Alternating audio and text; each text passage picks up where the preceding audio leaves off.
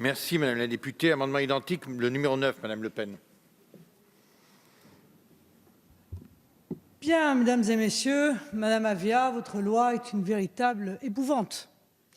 C'est une violation gravissime de la liberté d'expression. Et vous avancez avec cette loi, avec la légèreté et l'arrogance qui caractérisent maintenant, il faut bien le dire, la Macronie.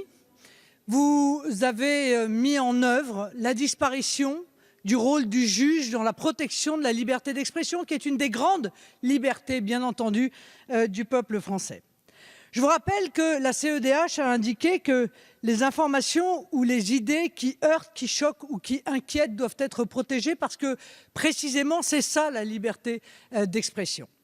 Bien sûr, nous ne soutenons en aucune manière ceux qui insultent, ceux qui diffament, et c'est la raison pour laquelle il y a une loi très bien faite, il faut bien le dire, s'appelle la loi de 1881, qui permet à tous ceux qui sont victimes de ce type d'agissement de se tourner vers le juge, et c'est le juge qui décide.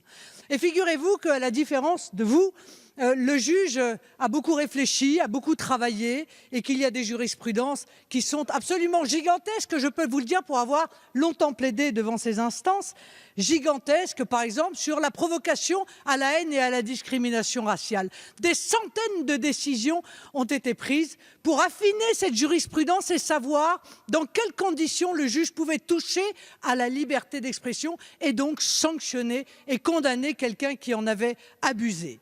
Vous, très simplement, vous transmettez au GAFAM le soin de déterminer qui aura le droit de parler, de quoi il aura le droit de parler et comment il aura le droit d'en parler. En réalité, vous sous-traitez la censure au privé. Je trouve que ça vous va très bien par ailleurs.